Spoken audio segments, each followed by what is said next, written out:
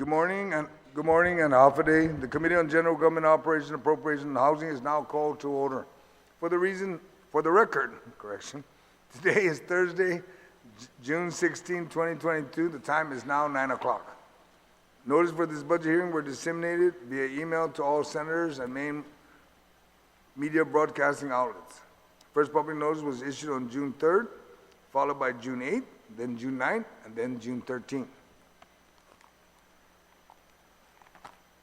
The committee will now hear Bill 276-36, introduced by the Committee on Rules by the request of the I Maga'hågan Guåhan, the Governor of Guam, in accordance with the Organic Act, an act making appropriation for the operation of the executive branch of the Governor of Guam for fiscal year 2023, which ends on September 30th, 2023, making other appropriations and establishing miscellaneous administrative provision relative to the Guam Environmental Protection Agency. I'd like to acknowledge the presence of my colleague, Senator Perez, who's the Oversight Chair for Guam Environmental Protection Agency. And those testifying relative to the Guam Environmental Protection Agency are invited to the panel. We have Mr. Walter Guåhan, who will later introduce the panel. Okay? The rules of this budget hearing shall be: written testimony shall be submitted to the committee. Please provide my legislative staff with your written testimony for photocopying. Testimony may be read, and lengthy testimony should be summarized to about 5 minutes. You will be given more than 5 minutes to present your budget. Hopefully it's not beyond noon, okay? Those testifying will be allowed to present oral testimony. Once you're done, please remain in the room for question or for additional testimony as may be desired by the members of the committee. Question and testimony shall be confined to the agenda, which is the budget of Guam Environmental Protection Agency. Personal inference as to the character or the motive of any senator or any individual testifying is not permitted. So if any one of you feel there's personal inference, please raise your hand and we will address that promptly. Any violation of the general rule of conduct will result in removal from the budget hearing. Proper form and decorum shall be practiced by all present in the public hearing room for these proceedings. Individuals who fail to maintain proper form and decorum will be restricted from providing oral testimony and will be removed from the room.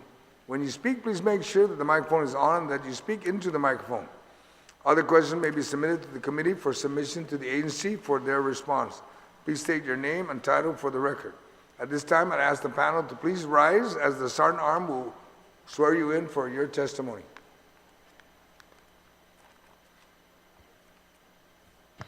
Please raise your right hand. Under penalty of perjury, you'll affirm that any and all information you provide today, whether it be verbally, electronically, and in writing, be the truth, the whole truth, and nothing but the truth, so help you God. Yes. Mr. Chair, you may proceed under the oath. Thank you, Sergeant Arms. We'll now begin to discuss the budget of Guam Environmental Protection Agency. We'll begin with first, I'd like to also recognize Senator Tello that's joined us this morning, but we'll begin with Mr. Walter Guåhan. If you would please identify yourself, your position, and then identify and introduce the rest of your staff. Once each one of you are asked a question, identify yourself one time, and then after that, then you won't have to keep repeating who you are. Okay? Mr. Guåhan, sir. Thank you, Senator Agustin. Good morning, Senator Perez. Good morning, Senator Tetigui. My name is Walter S. Guåhan. I'm the Guam EPA Administrator. Testifying for the budget that we have to my right is the Deputy Administrator, Michelle Lastomosa. To her right is the ASO, Connie F.J.E. And to her right is Mr. Jesse Cruz, who's the EMAS Administrator at Guam EPA. Hi, Senator Nelson. Good morning. So this hearing is to talk about the Guam EPA budget, which we're going to do a presentation that's going to be given by the Deputy Administrator, Michelle Lastomosa, Miss Michelle Lastomosa. But I do want to say we appreciate all the assistance that we've had, and thank you for everything you guys done for us, especially Senator Perez as our oversight senator. We do have a lot of things that we need to move forward, which would include requests for money, which we will be doing soon. But I'll keep it short and sweet. So with that, I will pass it to the Deputy Administrator, Michelle Lastomosa, to start the presentation if you're ready, sir. All right, thank you very much. I'd like to also recognize Senator Nelson has also joined us this morning. Ms. Lastomosa, you have how many slides? 38 pages? I hope it'll be swift. I promise it'll be swift. All right, so whenever you're ready, go ahead and begin. Thank you very much, Mr. Chairman. My name is Michelle Lastomosa, the Deputy Administrator for Guam EPA. And good morning, Senator Perez. Good morning, Senator Nelson. And good morning, Senator Taitigui. If we could pull up the slides, thank you. So we are the Guam Environmental Protection Agency, and we're here to provide our budget request on this day, June 16th, 2022. Next slide, please.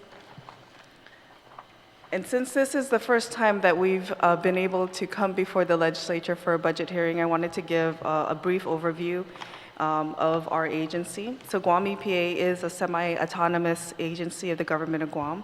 The agency's board of directors are appointed by the governor and then confirmed by the legislature. The board of directors then serve 3-year terms and then establish policies for the agency. The board approximately meets once a month, and meetings are open to the public. And by law, the Guam EPA Board of Directors also serves as an appellate body. So any citizen who believes he or she has been aggrieved by an action or decision of Guam EPA, they would just request a hearing before the board for a resolution.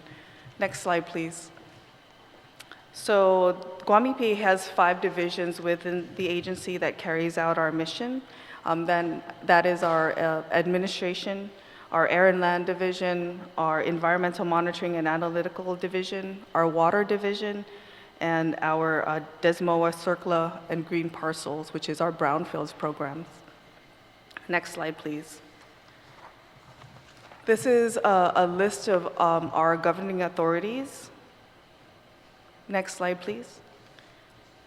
And then this is our administrative rules and regs that we also oversee. Next slide, please. That's a continuation. Next slide, please. And so the next few slides, Mr. Chairman, are going to be just summaries of what each program does under each division. And I'll leave that for further reading and not necessarily bore the committee unless you want to go through it. You can just move along. Okay. It's your All right. pace, your presentation. All of us can read and go along with you. All right. So All right? Thank you. okay, skip. If you could just go to slide number 23.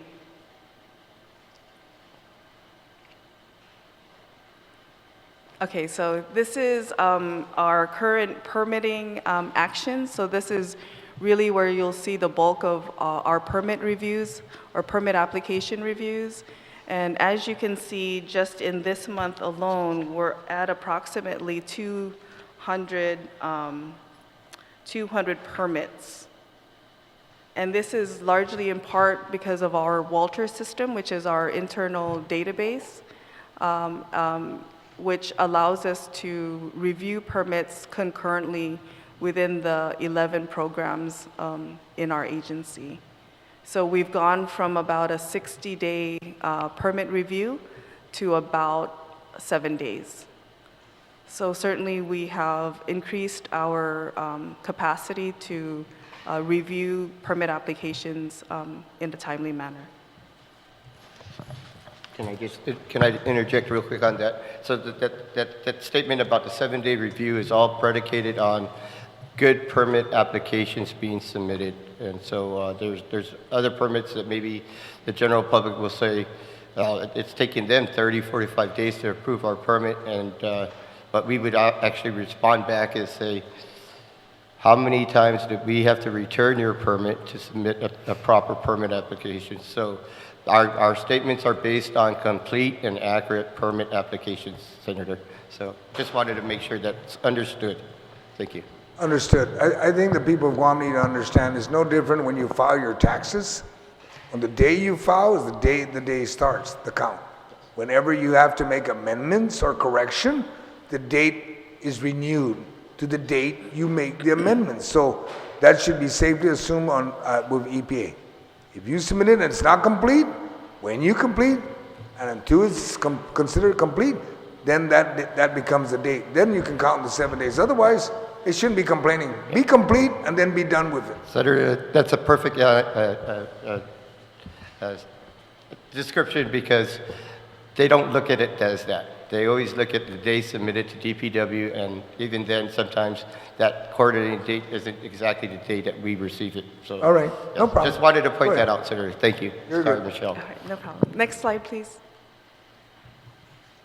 So here, Mr. Chairman, we have our budget summary. This is our federal funding for any given year. So we estimate about $4,684,132. And then that's broken down into our consolidated grant, which is about $3 million, our DESMOA funding, which is about $976,766, our HMEP, which is Hazardous Material Emergency Preparedness Grant, is $69,580. Our 128 brownfields is $245,000. And then our DERA grant is $292,786. And I wanted to preface that with our federal funds, this money is never given to us either in a lump sum or even on a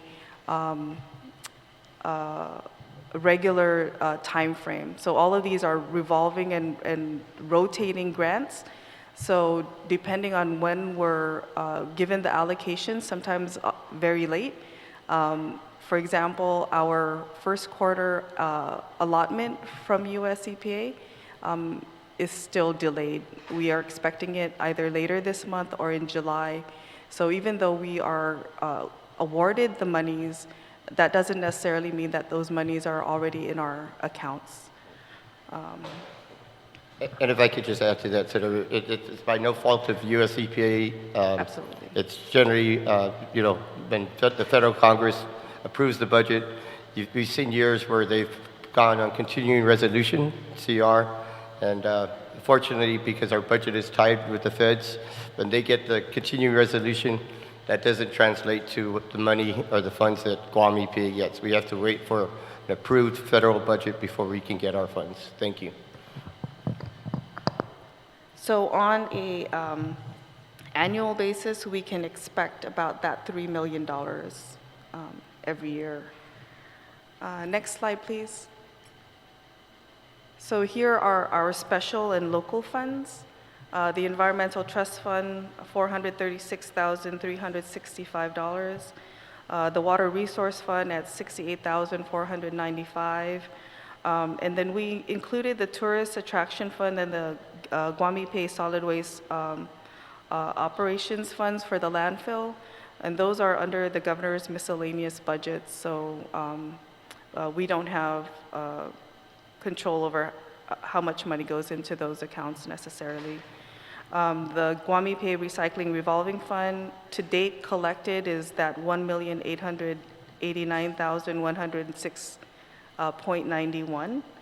And again, with that Guam EPA, with the Recycling Revolving Fund, of that total amount that we have, we only get a full-time FTE allotment from that budget. So most of that money is spent on the two programs that are allowed by law, which is the mayor's island-wide cleanup program and the stimulus. The Air Pollution Control Fund, again, this is collected to current date, is $102,591.50. The Water Protection Fund has $448.09, and that is a revolving fund. And $98,000 of that money that's currently available was $98,000 from a NOV that we finally collected on this year. The Solid Waste Management Fund, again, this is a revolving fund, has $55,985.16, but collected again for the current fiscal year was only $3,200 into that account. Pesticides Management Fund, again collected to current date, is $68,761.50. Safe drinking water available is $99,828.37. And again, collected for the fiscal year is $7,130.38. And for the Guam EPA US-LUS Fund, which is underground storage tanks, is $67,250. Next slide, please. And then what we received supplementary to our federal and local funds, we did get CARES Act money. We received $32,351. And then as you can see, we spent $9,000 on equipment and $23,351 on supplies. And then we did receive monies from the American Rescue Plan, $1,681,318. And then broken down, we were approved for personnel at $1,316,972, $15,000 for contractual, $111,000 for equipment, $13,346 for supplies, and then $225,000 for capital outlay. Next slide, please. So this is our staffing. On that second column is our authorized numbers for each of those divisions. And then the next column is our full-time employees. So those are our warm bodies.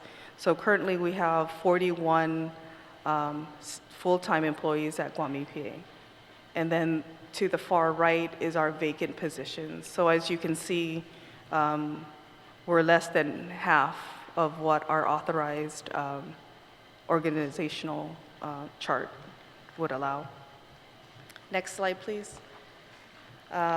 Impacts of the military buildup. Guam EPA has been particularly concerned over the anticipated impacts of the increased military presence on Guam and its ability to provide those services that were mandated to perform under U.S. and Guam laws.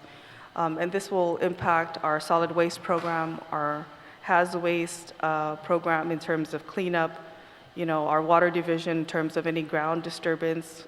We review construction, we review plans for wastewater and safe drinking water systems. Next slide, please.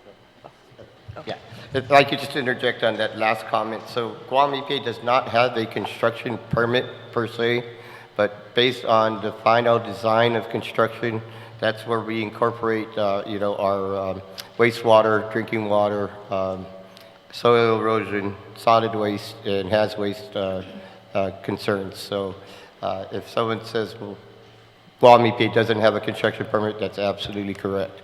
But we do have the ability to review based on the environmental conditions that the final construction will impact the island. Thank you, sir. So part of our challenge is that we are not located in one building. We are currently separated into 3 buildings at Guam EPA. And so a single location is needed primarily to allow for efficient accessibility between departments and convenience for our customers. The agency has a CIP grant of $3 million for architectural and engineering services through the Office of the Governor. And then the legislature was also instrumental in transferring 9.75 acres of the former Dedido transfer station and adjacent properties to Guam EPA. So that was really a start to us building a new headquarters. Next slide, please. So increase in workload. So over the years, the agency has been experiencing increased work demand resulting from changes in federal and local mandates. Despite the growth in workload, the number of employees over the past 10 years has literally remained the same. We're actually at less than what we were last year.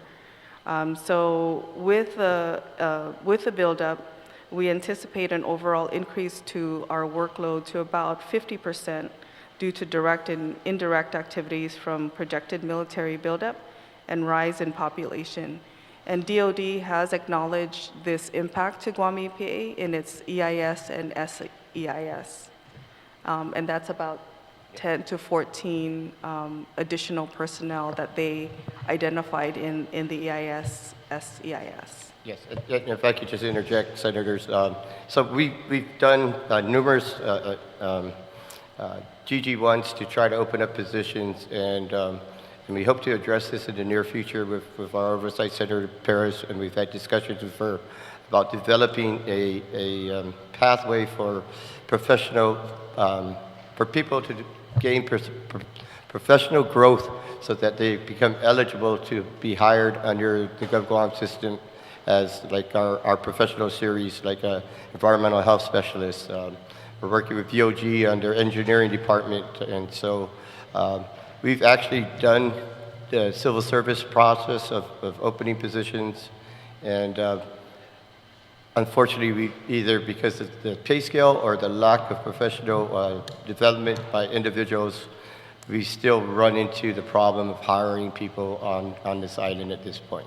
Thank you. Next slide, please. So certainly no secret that we have an outdated institutional framework. Due to limited staff and funding, many of the agency's rules and regs are outdated and do not provide adequate protection to our limited and fragile environment. And so definitely with the help of our oversight chair, Senator Perez, we certainly have been working towards updating those rules and regs and balancing out those duties. Next slide, please. Additionally, we've had mass staff exodus and like the administrator mentioned, an inability to attract highly qualified professionals. The agency continues to lose highly trained professional staff due to increased opportunities in the federal and private sectors. Again, with the impact of the military buildup, there's always going to be a struggle to retain employees just by mere enticement of higher pay, almost double that of what the government pays for similar and equal work, but on the federal side. So these federal and private sectors provide higher salaries commensurate with their duties and expertise. And again, due to limited funding and hiring challenges, the agency is unable to attract and fill those specialized positions. Next slide, please. So Guam EPA strives to hold onto its people assets for the longest time possible. This improves productivity, maintains uninterrupted services, reduces the cost of rehiring, but more importantly, it provides agency stability and framework, succession planning for skilled and competent and qualified staff. Next slide, please. If I could just interject again, Senators. But Deputy Administrator Lastomosa has indicated is a nationwide problem in discussing this with other environmental agencies throughout the states, that they groom people, much like Guam EPA has done. They accumulate their work experience, and then they go for the higher paying jobs. And as we know on Guam, with the pay scale, as Guam EPA being a semi-autonomous, we have to follow the DOA pay scale chart. And so often, like had been mentioned earlier, we lose them to the private sector or DOD, which they pay up to maybe in some positions $20,000 more than we can offer. Thank you. So this graph indicates a trend for one specific division, which is our water division. And as you can see to the far left is our authorized numbers for each of those positions, so engineers, inspectors, and environmental health specialists. And if we do nothing, if we do not increase our numbers, and then the trend for those employees who are of age to retire is reflected on this graph, that if we do nothing to increase our numbers or hire additional staff, the staff that we currently have will retire out. So as you can see, even from 2021 to present, we lost one engineer, and then we are expected to lose another engineer through retirement this month. So we'll see, 2 engineers down in our water division. And so by 2030, if the trend continues, we'll have 1 engineer, 1 inspector, and 2 environmental health specialists. So that's just the downward trend that we see.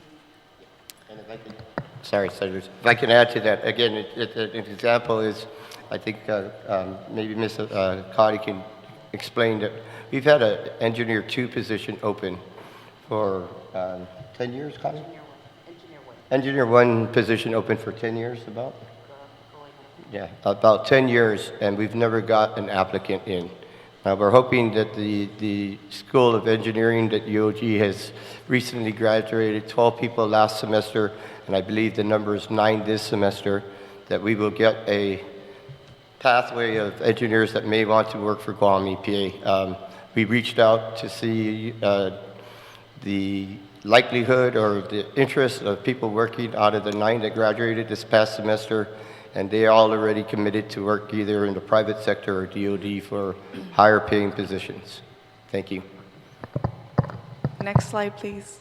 So if we were to look at a snapshot of today's hiring of 100% of our authorized personnel, this is what our budget would look like. So we would break it down into salaries and benefits for those 94 employees at $6,014,970. And then we'll see that we allocate travel of about $6,000 per employee, equipment at $210,000, supplies $100,000, contracts at $250,000, utilities for a year is about $114,000, although that might be a little more considering prices. And then operational costs is a total budget of $7,288,970. Currently, in the previous slide where we identified our federal and local funding, we are at $5,739,856.62, which is a shortfall of $1,549,113.38 if we were to be fully staffed. So I guess that our request would be, if possible, the additional funding to be fully staffed for those critical positions. And if I could again add to that, Senators, that doesn't even include, so we, as indicated earlier, we got $3 million in CIP funding to do at A&E for our new headquarters. We, by good graces of this legislature and Madam Governor and the Lieutenant Governor, you gave us 9.75 acres. The cost of building, because of this military buildup, when we first started this process about 3-4 years ago, it was estimated to be about $350 to $450 per square foot. The estimated cost for bidding for inside the fence construction, which is the driving force of the increase of construction, is up to $700 to $800 a square foot. So you're talking a jump in the last 3 to 4 years of $350 to $450 a square foot to almost $800 a square foot. So again, we don't have it listed, but that is a major impact of funding that we would be looking to obtain either through federal or local assistance. Thank you. Next slide, please. So as authorized by law pursuant to 11 GCA Chapter 28, the use tax law, Section 28112, Guam EPA is seeking the 20% of the total use tax collected from the previous year, as indicated in the law, and this is in the law, to cover costs associated with preserving Guam's natural resources. So based on information we were given on what was collected last year, we estimate this amount to be $480,000 in use tax. That's the 20% of what was collected. Next slide, please. And also one of the budgeting needs that we are hoping to fund with additional funds is to include hazardous pay for our employees, to establish a medical surveillance program for those who are required to do emergency response, which will include implementing a full respiratory protection program for those employees, as well as provide the necessary emergency response PPE that go beyond just, Tyvek and a mask, hard hat, safety glasses, safety shoes. So this goes beyond the basic PPE to more extensive PPE if we require those employees to go into a hot zone or even a warm zone in the event of an emergency incident. And with that, next slide is our thank you. That's the administrator's email and phone number. Okay. I'd like to also recognize Senator Brown has also joined us. Walter, Ms. Lastomosa, you've identified that you have a shortfall of, if you can be fully staffed, at 1.5, correct? But at the same time, your presentation also indicates you don't have anybody on the waiting list. So even if you received the funds, you had nobody to hire, right? So, we got to be realistic.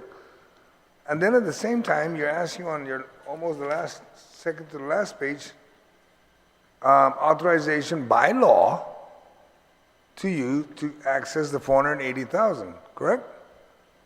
I don't see any reason to deny you that, but I'm just trying to understand, because I asked this of DOA. Well, everybody's going to be saying that everybody's stealing everybody. My question is going to be, what type of recruiting, marketing plan do you have to capture this? And the reason why I asked is, Walter, you brought up UOG. Great, you brought up UOG, the engineering. Was there an offer that says, hey, on your junior year, if you graduate and you want, we're willing to offer you a job. You know what I'm saying? Something the military does. I'm prior military, and the military program is on your sophomore and junior year, there's already a card in the hand of the student saying, if you want, come and join us. Do you have that? Because obviously Gov Guam White does not have that. Okay? So you don't need to answer that right now. I'm just going to go through some questions, then you can give me. Because I don't need piecemeal, okay? I need answers. Yes. And then as I go along, almost your last page, Guam EPA currently does not have a budget to pay hazardous pay. Is it required by law that you get paid hazardous pay? No. It's not required by law that if your employees are in a hazardous situation, come on. Yes. No, it's by law, but we try to keep them out until we. Walter, yes, Walter, yes, sir. the answer would be yes. Yes, sir. Okay? Yes. Keep it simple. Yes, sir. The reason why I'm asking this is so that we can pinpoint, because when we look at your budget here, remember there was a preliminary meeting. And all I asked was that in the preliminary meeting, you identify your shortfall. Because if I go through your budget, which is the second sheet, you all have a copy, right?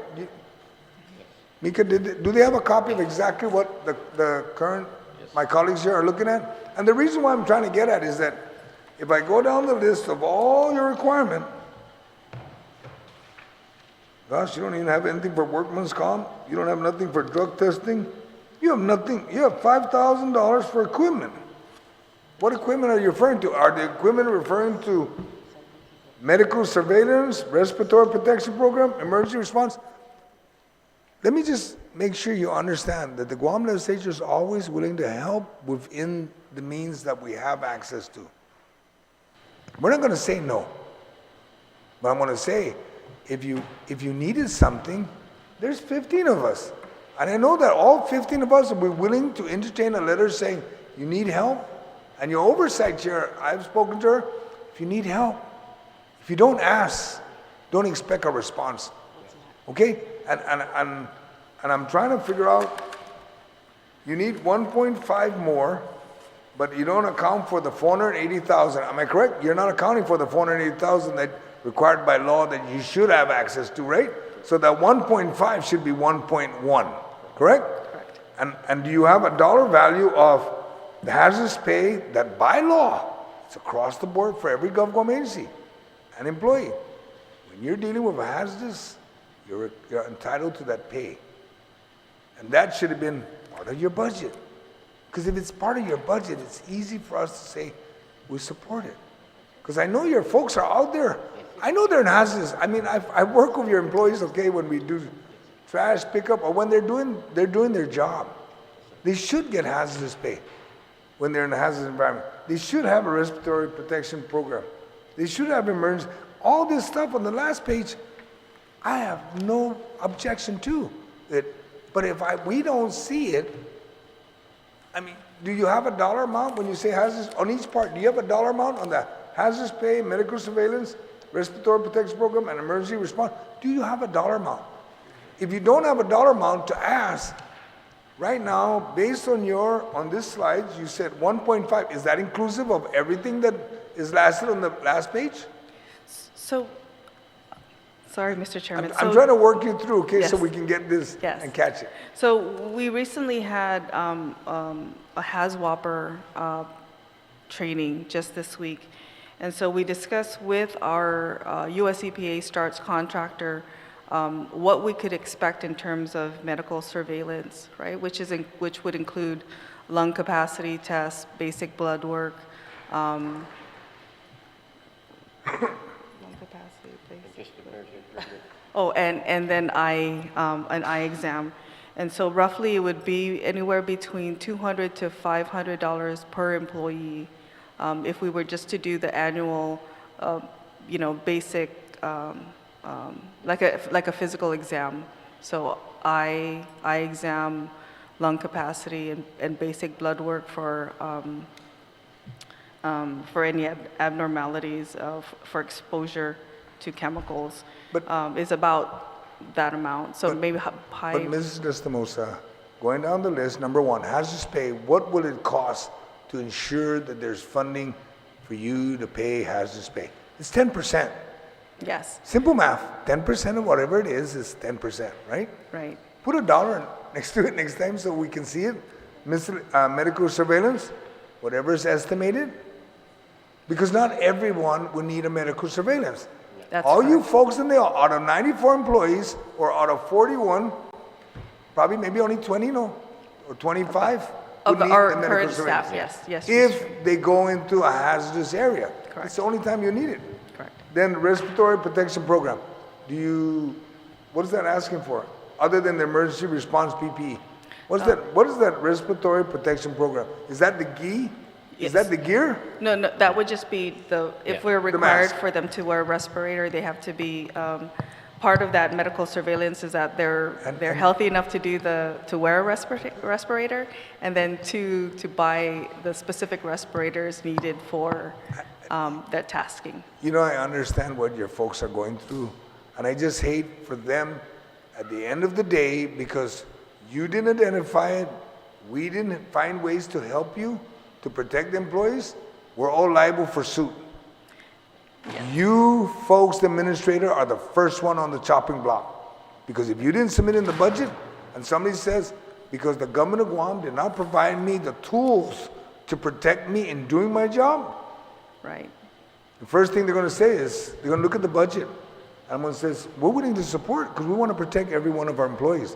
But if you don't identify it, you make it harder for us to say, yeah, we wanna give you, but they didn't ask, so none of us senators up here are directors. You guys, or administrators, you guys are the one in charge. If you know the number, the cost, submit it. I know your oversight chair is gonna She's been fighting for you guys for just about everything, okay? Yes, And sir. when I watch your slides, your rules and regulations are outdated. She's been introducing bills to get everything up to date, and I want to help you. We want to help you, okay? So I'm not going to ask any more questions. I'm going to ask the oversight chair if she wants to ask the questions. I'm here to help you. I worked with many of your employees when we do trash pickup. And, one question I want to ask is that as your folks go out there and identify trash, you know, when they look for the names, many of us and the people of Guam have always complained about abandoned vehicle. I don't believe any vehicle is abandoned. I honestly believe it's a littering problem. And every vehicle has a VIN number. And every VIN number is registered at the Department of Revenue and Taxation. The same way you can look at a name, I'm not going to blame it on EPA, but EPA, as you're driving down your folks and they see a vehicle that's just sitting around more than 24 hours, I believe somebody should have pulled over and got the VIN number and gotten the name and send them a letter of violation, send them a $1,000 fine, and then have it paid for the removal of the vehicle so we can, what's the sticker? Don't mess with Guam, right? EPA? That's the message. Yes. As long as people are dumping it, you guys do a lot of work. I know that. You guys are overwhelmed. 41 out of 94? You guys should be at 60. Then say you're short 20 or 30, but not 50%. Senator, could I, Yes, sir. could I just Now, respond, sir? go for it for a minute. Okay, so Senator, we have a very, as you said, a very wonderful and very technical staff. And part of our introduction to our workplace at Guam EPA, as Deputy Lastomosa had indicated, is the introduction to do a 40-hour hazardous WAPR training course, which basically identifies when you come to a site, an assessment is made, and you determine, you're right, sir, it's not 100% accurate, but you have the opportunity to determine where you're at. And currently with our funding level and the equipment that we have, we try to keep them out of that hot zone. That's why in the last 5-6 years, we've coordinated with the Guam Fire Department to establish the or emergency response, hazardous response unit that's now housed at the Agate Firehouse, so that they would be the responders for Guam. So we've tried to build our system to be technical assistance. But again, sir, you're absolutely correct.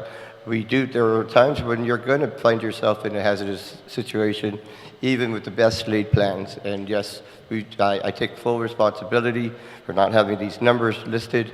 We will get those and make sure that Senator Perez, as our oversight, as these numbers, if need be, we will send an additional letter to all 15 of you senators indicating this is the shortfall in my oversight of this budget presentation, and I apologize, but we will definitely address it. But we do trust our staff and our team to make proper assessments when they come out to the field. And again, that is all on me, sir, and I apologize. And I'll tell that to my team. And again, it's nobody on this panel but me, sir. Thank you. Thank you, Walter. And another one on your personnel, when you're losing them because they're going to a higher paying job, I think you need to look at your job description and tweak it, because there's probably a lot of things they do that's not on the job description. You need to annotate that, and I know that if you go through that process, I wouldn't be surprised if most of your people would, if they did a desk audit, their pay will jump. They're doing more than what the job description. And when that happens, when the adjustment is made or a desk audit is done, when the pay goes up, then it's presented every year on the budget. And when it comes to pay, it's pretty normal. You're not going to hear the legislature say, we're not going to pay your employees. No, really. Don't pay employees. Now we need to take a look at how we can fund it. That's our biggest issue, is the funding mechanism. And with that, I'm going to ask Senator Perez. Can I just You interject? have one more again? Yes, Go sir. for it. Okay, You threw a list of questions at us, sir, so I feel obligated to answer. So you asked, what type of recruitment process do we have? I'd like to start off with, in discussions with our oversight, we're trying to develop a system much like, and I'll let Senator Perez go into more detail, things that the model has been built where we can get like surveyors, what was done for land management, and get surveyors on a built curriculum. So we're working on that. But in addition to that, we're also working with our oversight senator, with like WERI and UOG, to try to get build a paid internship, much like you said, sir, where we get them in their junior or even into their start of their senior year, where they are vetted into Guam EPA, which would have an attachment of maybe 1 or 2 years of commitment.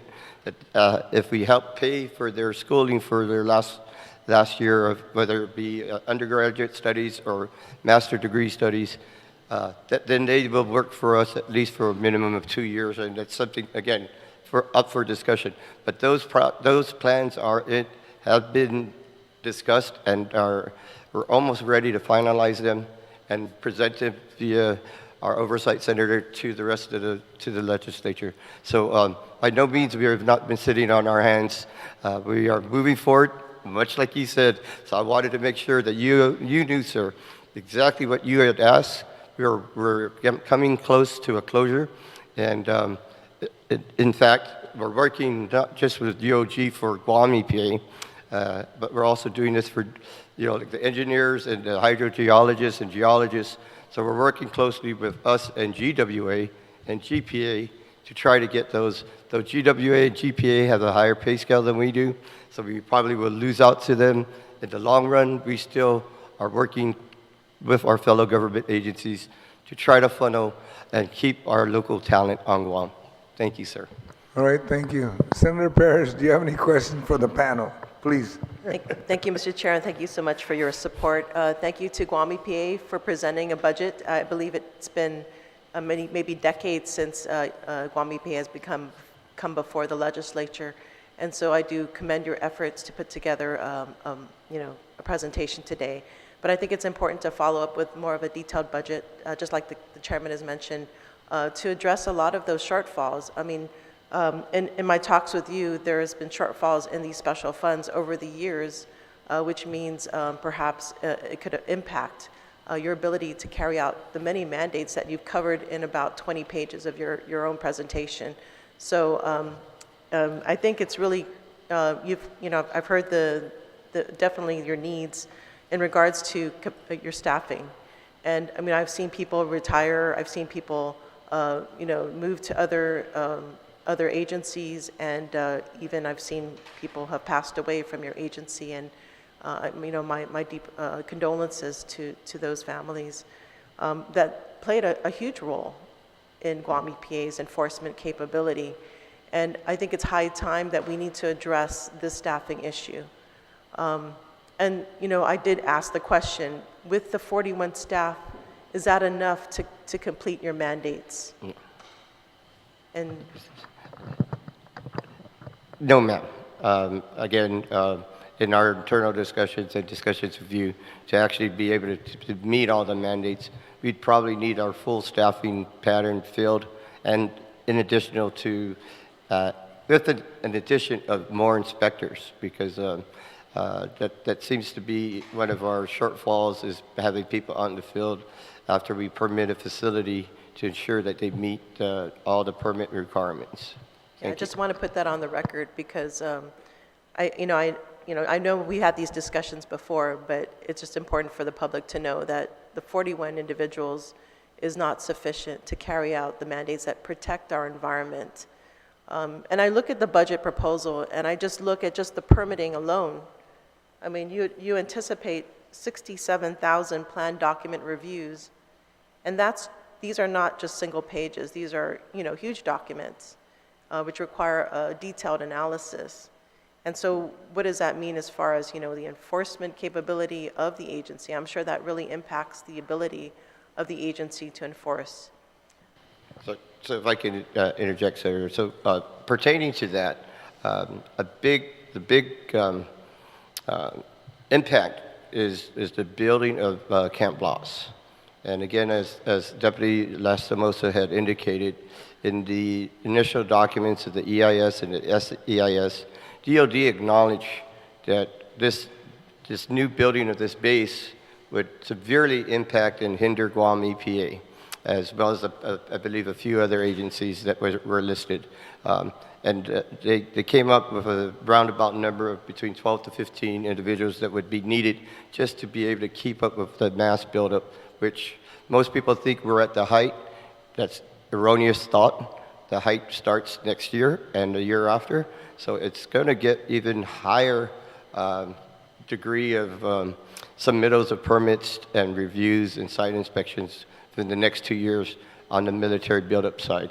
So we know that, and I'm not trying to throw DOD under the bus, but when they acknowledge that that's something that them alone will impact our agency, we were in the negotiations with them to try to get the positions filled, and hopefully we were looking at trying to do it under their pay scale so that we would be at easier higher than what we currently have issues with when we try to hire under the GovGuam pay scale.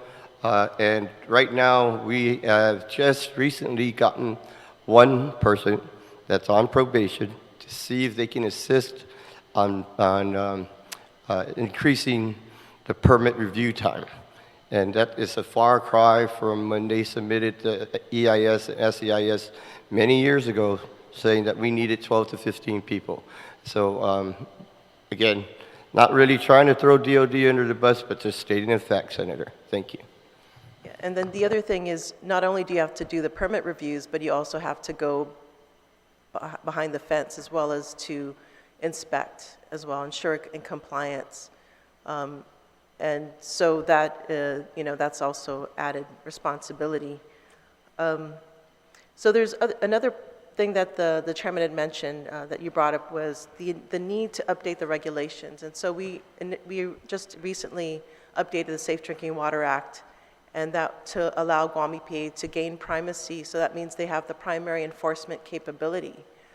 With that comes more, the need for more resources and staffing. Which is actually primary enforcement is critical if we want to nip things in the bud, right? Versus waiting till, stipulated order comes down the road, which is, things have gone really bad by then. So I think, the investment in Guam EPA now is critical to preventing any kind of harm to the community and to the environment, rather than try to clean up after the fact. I think what you're asking for is being proactive and as very necessary, considering the conditions that we're facing here on island. In regards to especially the hazard pay, many of your staff come in contact with dangerous chemicals, or the potential to be in contact with those dangerous chemicals, especially when you're doing inspections on these sites, these hazardous sites. I think that's really critical to have, as well as a monitoring program. The other thing that you're required by law is the comprehensive monitoring strategy. And so right now what I see is that it involves beach monitoring as well as shellfish consumption. But what are the other parts of this program? So for instance, are you looking at air pollution, comprehensive monitoring of air pollution? Can you explain how that can, perhaps prevent, or at least we need to alert the public in case there is a release of toxics. So if you can expound on that particular program.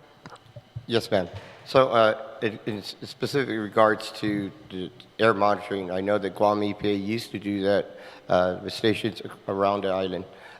We currently are in discussions and partnership with Guam Power Authority to apply for a grant that would have such monitoring stations looking at sulfur and other air contaminants. We also, Deputy Lastomosa talked about US EPA being here and providing guidance. we have some particulate matter environmental monitoring equipment that we plan to deploy. We have actually 3 of them that we're going to deploy, which would tell what type of particulate matter is in the air on different stations around the island. So we do have those in process. We do not currently are actively doing it. The particulate matter ones will be probably deployed within the next month or 2. We just assigned personnel to monitor this equipment as well as deploy it and to actively watch it. But the grant with GPA, as we all know, when grants are submitted, it won't be obtainable until the next fiscal year. Thank you. All right, thank you. The other thing, I know we've been in talks regarding recruitment, and so I did reach out to President Okada, and she'll be getting in contact with you to hopefully develop a program similar to what Department of Land Management has done successfully. So they were in need of staffing, very technical staff, and they were able to train people and eventually hire them. So, you know, I hope that Guam EPA can also follow suit with that particular model. Yes. Yes. So yes, and again, thank you for that insight with land management and GCC. In internal discussions, with the program, the Brownfields program, there's an ability for a nonprofit or a higher learning education institution to be able to apply for money to try to develop a stewardship or apprenticeship program for environmental studies. So definitely when the president for GCC contacts us, we'll definitely put her in line with that so that we can see if we can assist in that funding aspect. Thank you. All right. The other thing perhaps is like, I noticed it seems like the federal grants have been pretty even throughout the years, but with the need, the intense need that you expect to face in the coming years, has Guam EPA been able to apply for more grants? Because I know there are more grants out there, especially with the infrastructure bill coming through. I believe there's money for recycling, zero waste initiatives.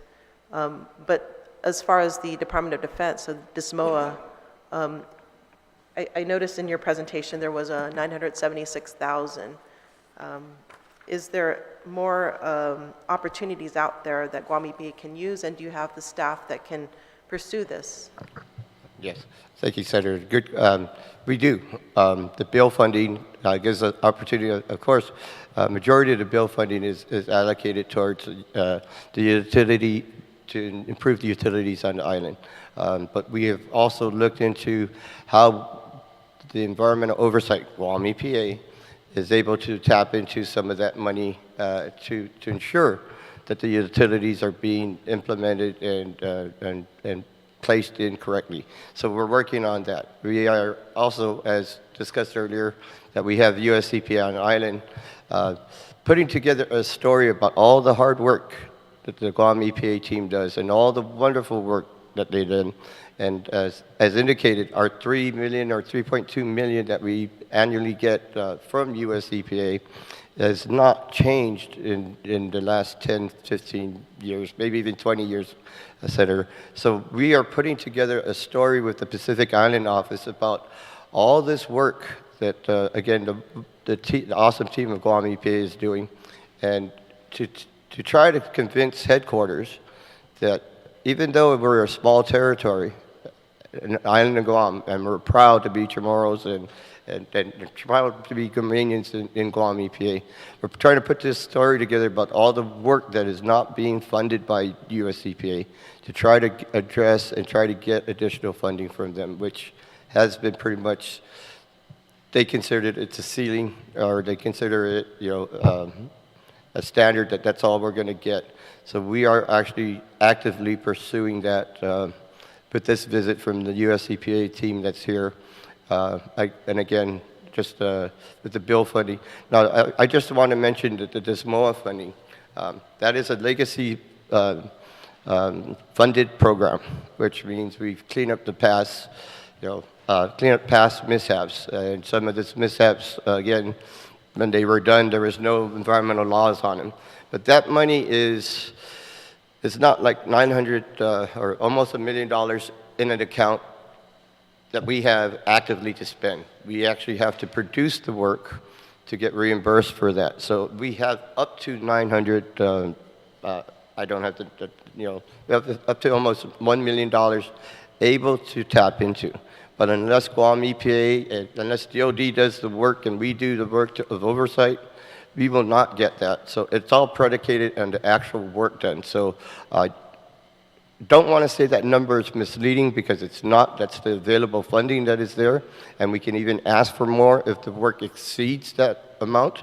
But it is all based on work produced. So just want to make sure that that's understood.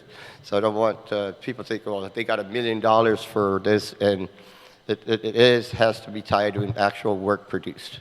Thank you. Thank you for that point, because that brings up another point regarding the funding that you're getting from consolidated grants. And so I think a deputy was mentioning that you receive it in July and December, but what if you need the funds sooner, right? You need, how do you make sure your operations are continuing when you have that instability or insecurity about when the funding is going to materialize? So a lot of things can be put on hold, and that also has, cascading effects on procurement. Procurement takes, there's a lead time for procurement. And so I believe this local funding is critical, because in order to, have that continuity to support the community, support our environment, at least with the general fund, we have direct access to our local officials here. But with the federal government, even though it's been appropriated, you still have to go through a filter to receive those funds, and which may not be, dispersed immediately. So that was a very good point. Thank you for that. But I think, Mr. Chair, I think it's really critical that, we help support Guam EPA in getting these additional funds. They've had a status quo amount from the federal government over the decades, and we know inflation is rising. As Administrator said, the construction cost is doubled, and then they're about to go forward with building their own home. And so especially now with the military buildup, with the increased demands that it places on Guam EPA, and not to mention all the development that's happening within our civilian community. In addition to the populations, all the increase in violations from illegal dumping to other violations. I think it's critical to support this agency, especially now, in trying to prevent any kind of any environmental disasters. So thank you, Mr. Chair. Thank you, Senator Paris. No, I totally agree with you. I missed one question. You know how we have the sewer line that's running up and down the roads? Do you guys get involved in inspecting that to make sure that GWA is up to date on making sure those lines are good? Yes, sir. So it's unfortunate our chief engineer, who's taken ill, he's not here. But part of our sanitary surveys that our water division does incorporates not just the production wells, but also the wastewater system, which includes the active sewer lines that they have. We know that there's a big concern about leaks in those active sewer lines, and in coordination and oversight of GWA and their leak detection process, both for active sewer and their drinking water lines, we work hand in hand with them. And again, that much like I indicated with the DESMOA, that is, we work with them when their teams are out there.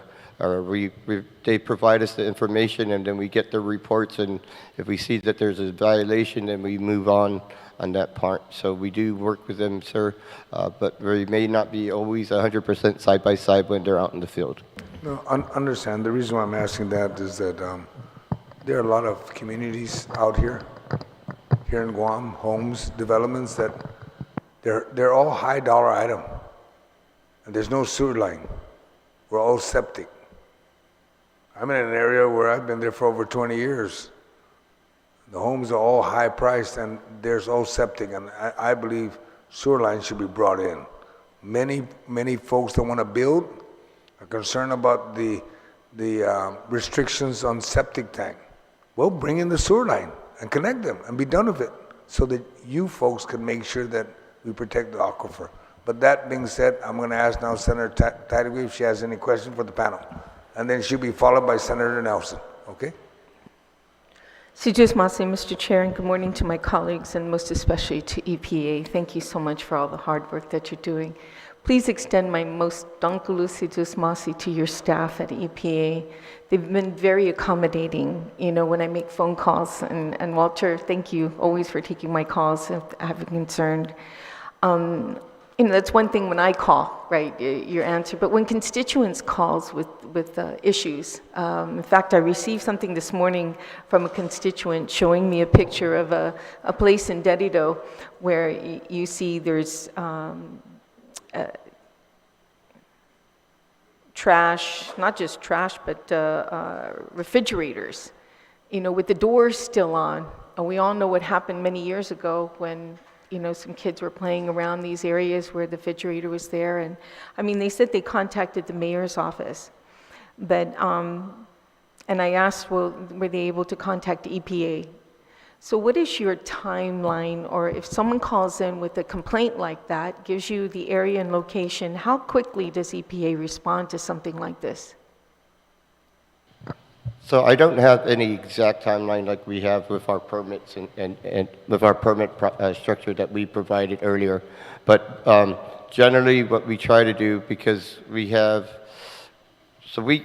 our solid waste team that does those type of complaints, and we have other complaints like overflowing sewage or broken sewer lines or algae blooms. So we have a plethora of numerous complaints that we different divisions have to respond to. That's specifically the solid waste complaint. We have a team that is very dedicated. We have the entire island basically sending a complaint or two per day or per week, And so what they have tried to structure is a timeline where they address a village per month.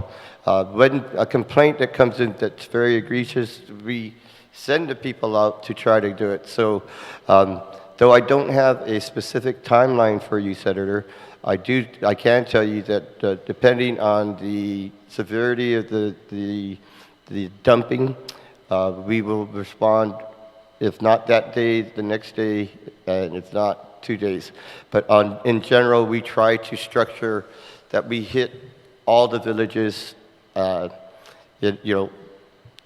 week or two we spend in each village as a structure, and then again, depending on the severity of the dump and the complaint, then that's when we will amend and send our team immediately out to a site. Okay, thank you, Walter. I'm sure if you had the manpower, you'd be out there right away. But it's important to also have a log of when these individuals come, and when you were able to address any concerns. Do you have at least that logbook? Yes, ma'am. Our solid waste program has a log of all the complaints that they receive, all the complaints, the resolutions of those complaints, and their timeline on response. We do have that available, ma'am. That logbook's important to us because we get constituents calls all the time. And, to me, when someone calls, it's, his, hers, and the truth, what really happened.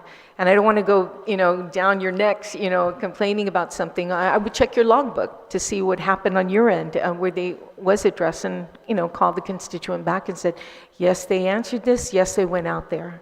But unfortunately, enforcement is another thing.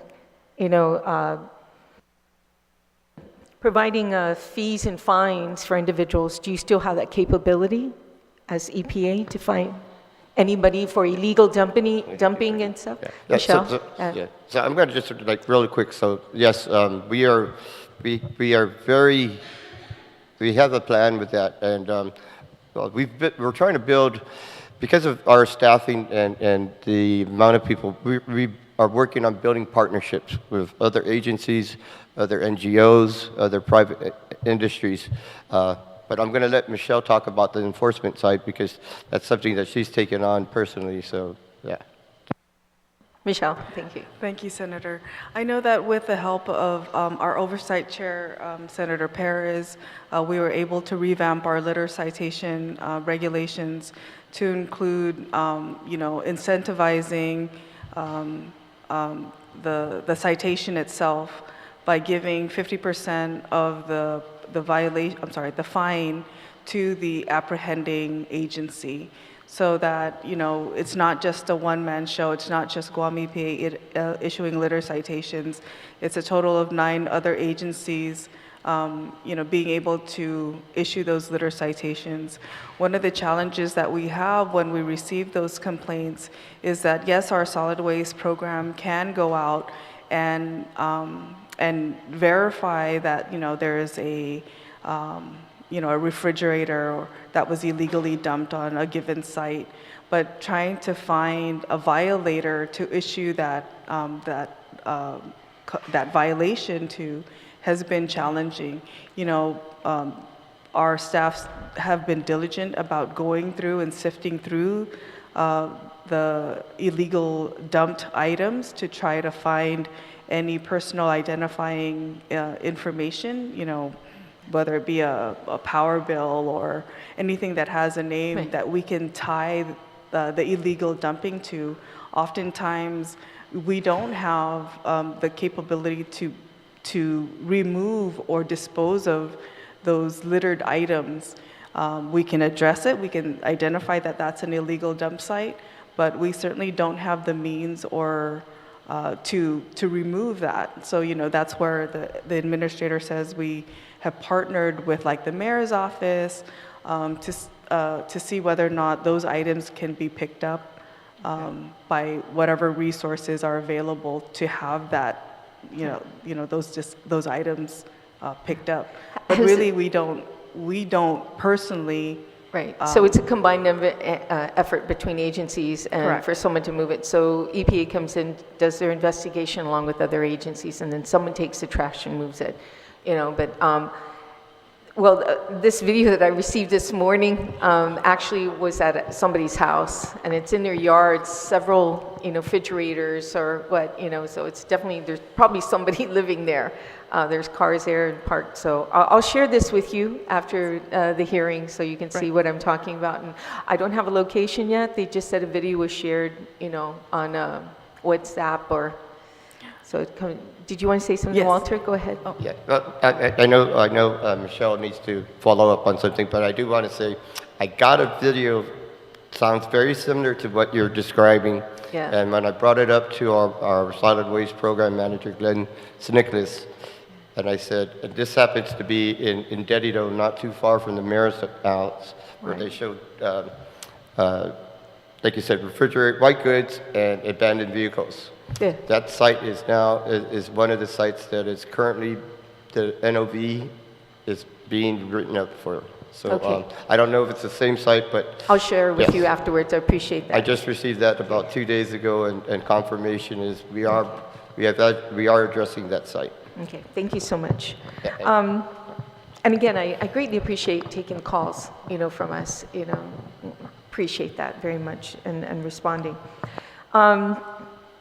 This was the first budget hearing where actually you wrote down what you're spending your ARP funding on. But as of May 2023, when we received our report, we still have on that report that you've only expended, you have a balance of $1.4 million in the ARP funding. So you did mention that 1.6 plus was allocated to EPA from the ARP funding. And it's showing where you're spending it in personnel, contractual equipment, supplies, capital outlay, which I greatly appreciate. That the other agencies haven't been letting us know where this money is going. But what's ironic is that you've already had all this money down, then you should have already spent this, right? The 1.6? Or are you just saying this is your plan to spend it? And is it true from the records that we received that you've expended, now Michelle, let's get the numbers correct here if you want to write it down. I'm surprised you don't get the same report that the legislature gets every month with the ARP funding, but you know, you can kind of drive it together. So of course, 1.681318 allocated from ARP funding to EPA. Expended was 44,659.48. Encumbered is 224,205.85, leaving a balance of 1,412,425.67. Does that sound right to you? Yes, if I could answer that, Senator. So Sure, if you look, yes, the number for the personnel cost is our estimated cost. We can't, so this is we probably got a year left on this ARP funding to be expended. And so to put it, so we just put in what our estimated cost of the added personnel is. Though we have 41 FTEs, we've added, I believe, 11 LTAs, which is the personnel cost. And until we pay them, we can't draw down. And so the disbursement of salary and benefits to the LTA staff that we have, that's when you'll see the drawdown from the actual money. And so that's why there is the apparent non-expenditure at this point. Okay, And so maybe what you're saying is that once you have, let's say you need some equipment, right? And then you do your RFP and, you know, you do all that. And once it's been, I mean, you identified the money, right? Because that's a requirement when you're going out for procurement and getting anything, and you identify the ARP funding. Once that's been secured, then you call the governor's office and tell them, okay, we're ready to go. We need the money to be drawn down and put into your account. Is that how it rolls? No.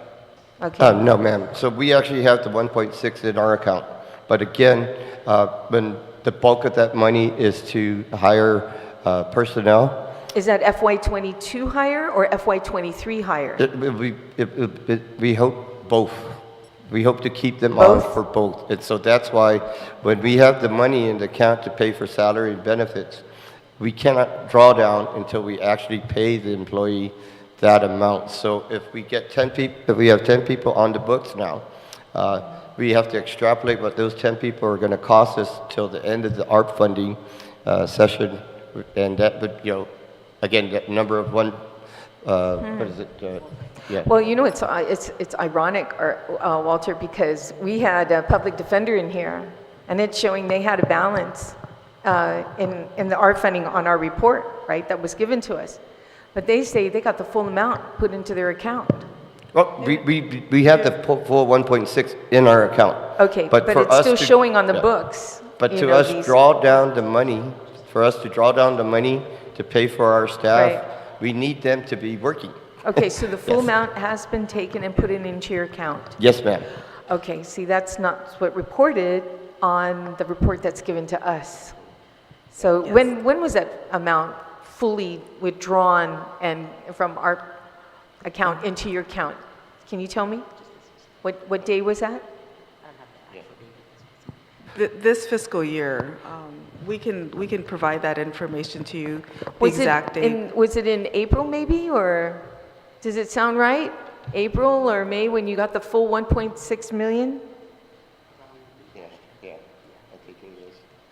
It's about that time, Senator, but we'll definitely, we can get that as soon as we leave. We can tell you exactly when Because if it was deposited. April, then the May report should show that it's empty, that there's zero in that account. I mean, that the money was expended and given to EPA, but it doesn't. So, yeah, I'd like to know the date that that money was Yes. put into your account, if you can, please, and let the chair know. That'd be But I easy, greatly Senator. appreciate Yeah. and since, what is the balance right now in your account for the ARP funding? Since you got the 1.6 into your account, how much is still available in that account? So, and according to the AS 400 in our records, we, Oh, that's what, those are her numbers. Her numbers? I'm sorry. So this is about how much we've expended. Right. So basically, we spent almost 50,000 up until this day. More accurately, 44,000. Sorry. Okay, so you have the $1.6 million, you've only spent 50,000? Not even, No, 44,659. Yeah, Okay, go ahead. Let our ASO, because Yes, she's please, better thank with the you. number. And please state your name since it's your first time talking. Sorry, good morning. Connie of GE, the Administrative Services Officer. So your numbers look right as far as your expenditures and your outstanding encumbrance. So mind you, we received the funds this year, FY22, but we just started actively spending and encumbering against the ARP funds. So the numbers that you gave us sound accurate. The money's in our account and we are drawing it down. We just started recruiting, we just started spending this year. So if your numbers are as of April, May, it's about right. So the balance looks about 1.4 as well. So it is being drawn down on a regular basis. Okay, and you know, we're halfway through the year, and you have $1.4 million in a balance. So a lot of this money is going to be spent in FY23, right? 22 and 23, yes. Yeah. But because you know, it takes a while for procurement, et cetera, down the line, it's more likely a lot of it's going to be in 23. And you have down here personnel at 1.3 million. Okay, so of the expended, encumbered, how much of that of personnel, since you wrote down that it's going to be 1.3 in personnel, in FY22, how much have you spent for FY22 in personnel with ARP funding to date? To date, I can tell you about 30, 12, close to 45,000. Okay. So that sounds like it's been spending about 40,000, and then the remaining to date, it looks like you encumbered 224,000. What was that spent on? I'm sorry, you're What was the- 200? Okay, so you said about 40,000. So the on it? outstanding encumbrance is what you're questioning? Yes, Yeah. yes, ma'am. So those are the procurements that are outstanding that are in the process for procurement process for vehicles. Vehicles? Okay. Vehicles, supplies, equipments for the staff that has been brought on board Okay. to assist with the workload. Okay, so you still have quite a bit of funding from the ARP funding left over. That's why it was kind of, you know, with this last part where you said budgeting needs, hazardous pay, medical services, respiratory protection program, PPPs. I mean, this, why aren't you using any ARP funding to cover these expenses that you're requesting for budgeting needs?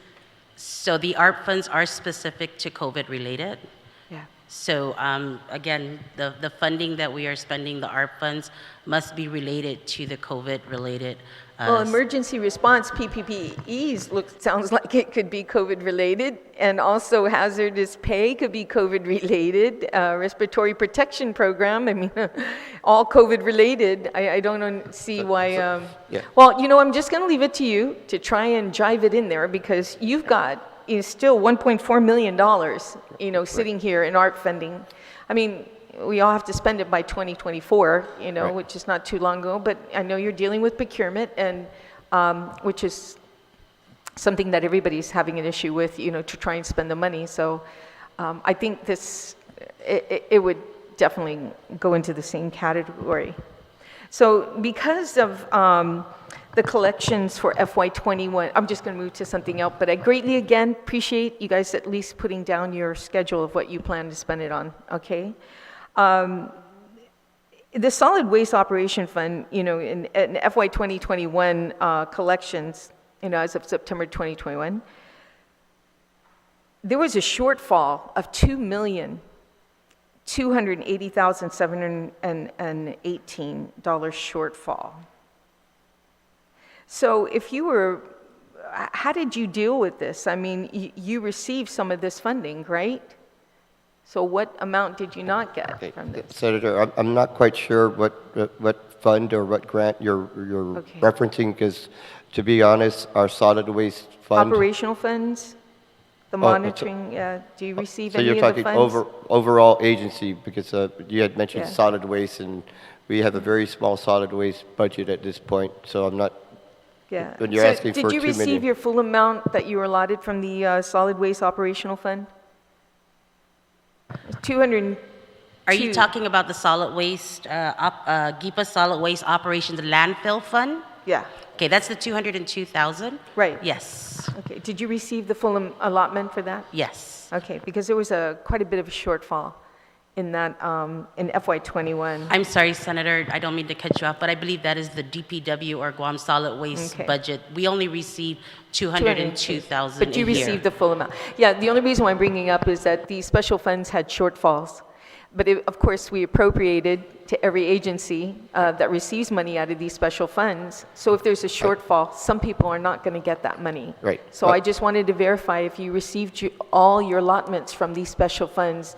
Another area of that environmental, let me see, and there was the Environmental Protection Trust Fund. There was a shortfall of $38,448 in FY21. In FY21, so did you receive your full allotment in FY21, and are you tracking okay for this year?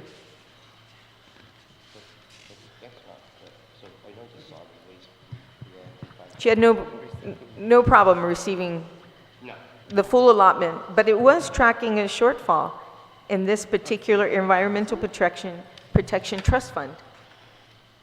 In Senator, FY21. we'll take a look into it, but like getting back to the solid waste fund, when Ms. Connie talked about multiple agencies getting this funding, our funding went into, was built, we used that in combination with our zero waste, our revolving recycling fund statute money, and we put that into contracts.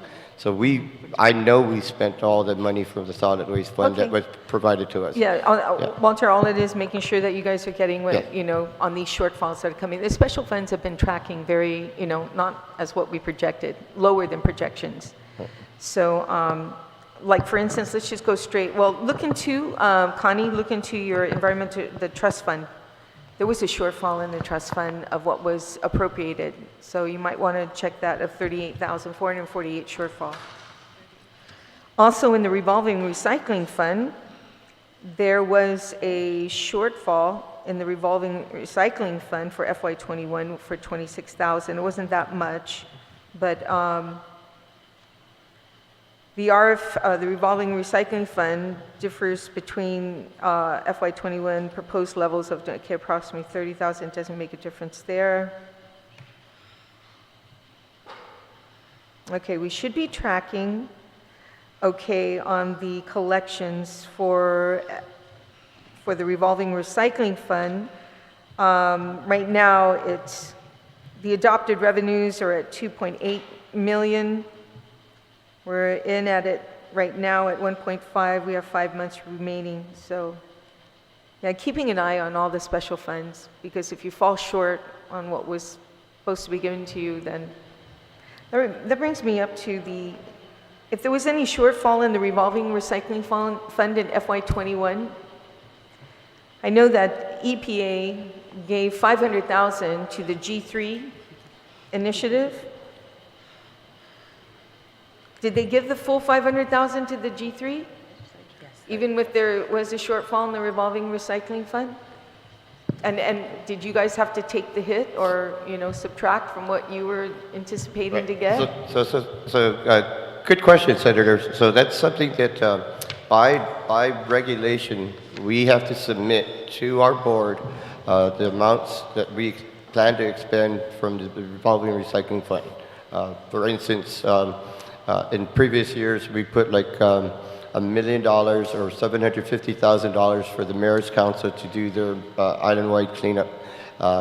Sometimes that gets bumped up during the budget bill or budget law passing, and so then we have to make it work. we are in the midst of completing our draft regulations, which would give us a wider berth of expenditure for the revolving recycling fund money. But currently, we only have, as Michelle had pointed out, only 2 venues outside of anything that the legislature doesn't put in, which it's a point that you brought up, that we have to not necessarily struggle, but we have to really take a look at the numbers that we have. Yeah, I recommend, Walter, that, I know that the board has to approve, Right. these transfers out of, the revolving recycling fund going to, mayors and especially the G3. But then when you have a fund that's not tracking, Right. you have to be very cautious and maybe wait until the end of, And we are, because as we all Okay. know, that is based on a percentage of the registration of vehicles that are processed through a revenue tax.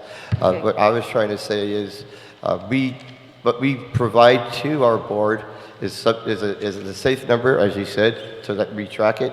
Yeah. But sometimes, and this is no fault by anybody, because it's again, you guys make it by law.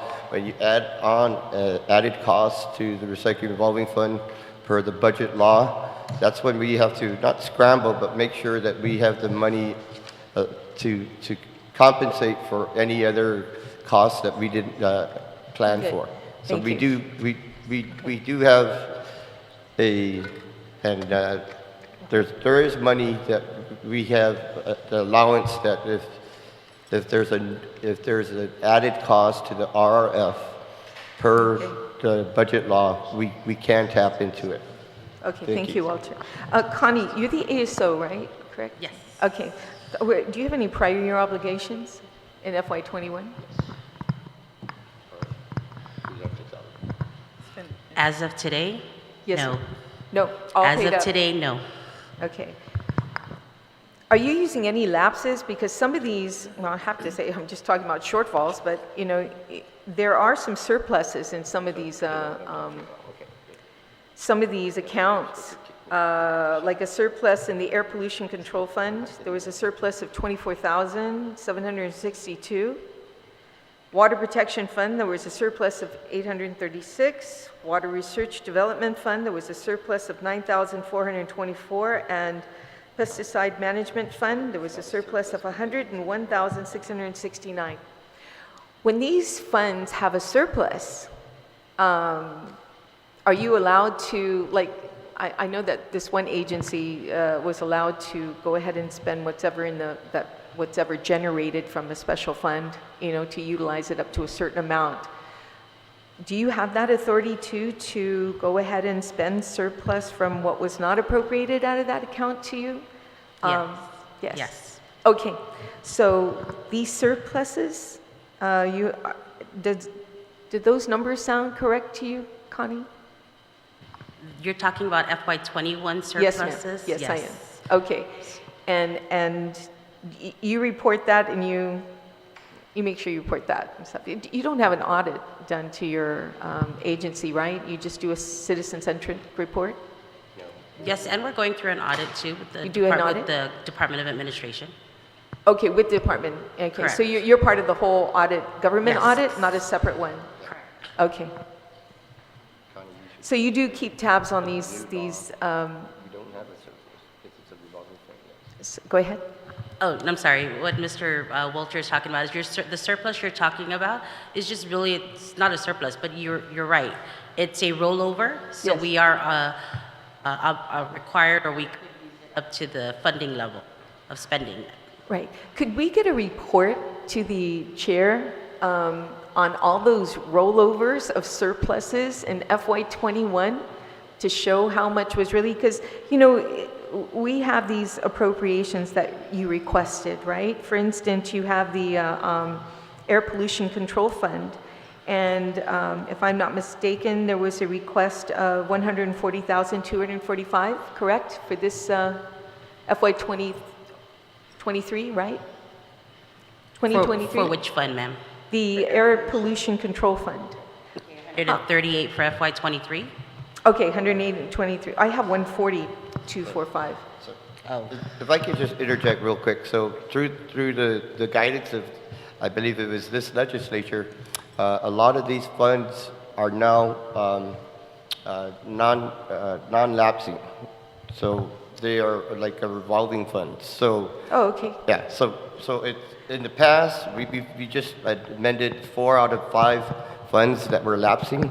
And so Okay. that we would have to ask for the allocation back at the end of every, or the beginning of every fiscal year. Okay. So the law now has these non-lapsing, so they're now continuous. So we don't anticipate having surplus or under appropriation, because what Yeah. is now at the end of the fiscal year is going to continue on to the next fiscal year. So I just wanted to point that out Yeah, because no worries. I'd like to see, that report given to us about any surpluses that come in to show what the agency is doing with it. You're right, I have 138,814. I guess 142,45 was last year, FY21? Yeah, okay, so, yeah, my FYs are getting confused here. So 23, and then this is FY22 was last year. So, you already placed that's what you're anticipating, 138,840 from this particular air pollution control fund. But if you look at last year, there was a surplus. So I just would like to see those surpluses that come in and show how you're, what you're spending it on, or I'm sure it's in an audit, but it's almost, well, you know what I'm saying, Connie, what I need here, right? Okay, just show those surpluses, okay? That helps. That's all I have, other than, Walter, what are the reasons behind that there's so many vacant federally funded positions for FY22? So we try to address that in our presentation as well as our discussion with Chairman Senator Agustin. We've opened the positions up through the civil service process, and through whatever rhyme or reason, we can't get the professional series filled. I'm not sure if you were here when we had the discussion that we've almost 10 years where we had an open, vacated Engineer 1 position. And so, again, as Senator Agustin very generously pointed out, what are we doing? So we're trying to open up pathways with the higher learning education Okay. Yep, that's right. facilities. Yeah. Thank you, Arthur. Yes. Walter, I don't want to belabor that one, just because I have one more question. There is an issue with flooding in Tumon when it rains. We're coming up to raining season. So we're going to start seeing the roads get flooded, and they're trying to do whatever they can to fix the culverts, et cetera, down the line.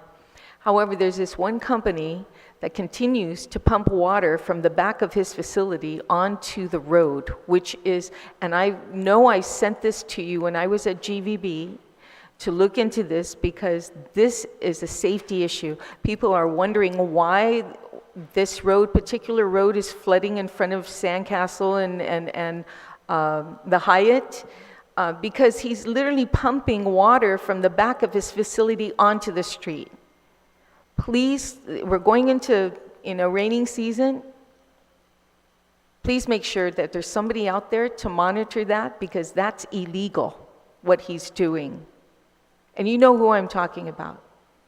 Okay, so I appreciate that, Walter, because I sent it to you, I think. That was how many years ago? Okay, so let's make sure that doesn't happen. Okay, thank you, Mr. Chair. Thank you. Senator Nelson, do you have any questions for the panel, ma'am? Good morning. Thank you for being here today and answering our questions. I just wanted to inquire, just to get an understanding, and forgive me if it was also asked earlier, but just to clarify, the federal funding that is received usually comes later in the year due to the Continuing Resolution Act up at Congress. And so once you receive the allocation for your budget, what happens to, because the government pays out and then you reimburse the government essentially, right? Is that how it operates? So do you know what happens to that money? Do you know what I'm talking about? I mean, as Ms. far Connie? as when we receive the award and we go in through the process of putting the money back into the accounts? Yes. So the government, the general fund usually pays for your budget. Okay. And then once the CRA is passed and you receive your federal grants, does the government take that money and continue it into EPA? So is it like a sense that you are getting, instead of $3 million, you'll get $6 million? No. No. Okay, what happens to that $3 million? So the 3 million pays back the government? Into the general fund? Yes. Okay, do you know where that money goes after it's paid back into the general fund? No, ma'am. No, ma'am. So the process is a little bit more complicated in that, because if we can use our special funds, that's what we'll do it, and then we'll journal voucher some of that. The ones that we can't, because by law, special funds only can be spent for program-related expenses. So the question you asked, when we pay back or give back the money that has been utilized for Guam EPA through the general fund, once we give it back, to be honest, Senator, that is not the responsibility or the concern for Guam EPA, because Right. we're just paying back, and where it gets dispersed, that's a bigger picture that we cannot answer. Okay, Yeah. because it seems like, towards the end of the year, when you receive that money, that means that the $3 million that was already appropriated by the legislature is now available for use. And once the I just assume CRA is that approved. it's being Yeah, spent you don't on- know what happens with it, I Yeah, understand. I'm just assuming it's being spent on what the budget law has allocated it for. Thank you. Okay. Because it seems like in the previous year, we under-appropriated millions of dollars. And so now we're seeing that in bills that are being put forth, addressing that under-appropriation. Okay, thank you. And then I heard Senator Perez, the Oversight Chair, discuss with you the possibility or the expectation that the Guam Community College will reach out to you to develop programs to help build our workforce specializing in environmental protection, thereby allowing positions to be filled in EPA. Have you had discussions with GCC to create these type of programs and what EPA needs? I believe in the past there was with GCC, not in current time, but we have, as discussed earlier, we have introduced and initiated discussions with UOG and their Department of Defense. colleges that they oversee. And so we look, and again, working with Senator Perez as our oversight, we hope to have legislation that would introduce paid internship for us as well as others. We look forward to working with GCC to try to also establish that type of partnership that we're working with UOG currently. Thank you. Okay. So what partnership specifically are you working with UOG on?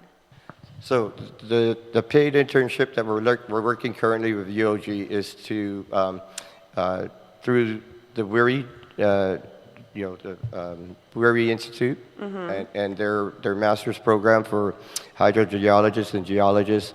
We're also looking to tap into the engineering school, the School of Engineering at the college. So try to get, again, like Senator San Agustin suggested, we are hoping to do that paid internship where we are able to pay a year of the final year of their schooling for the agreement that once they graduate, which they must be able to graduate before final payment is made, that they at least serve that's the number we're using right now, but it could change, 2 years of service to either ourselves or GWA or GPA, whoever is funding that year of scholarship.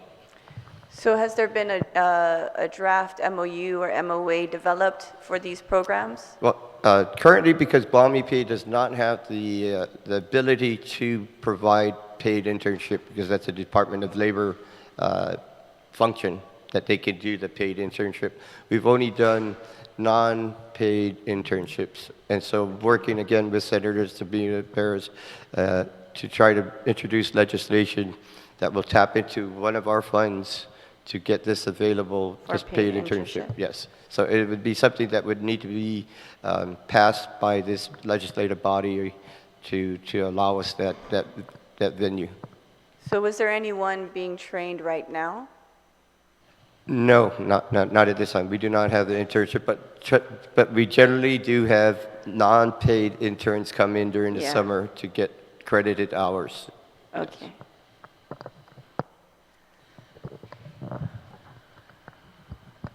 It looks like you need a programmer to help build your workforce. Do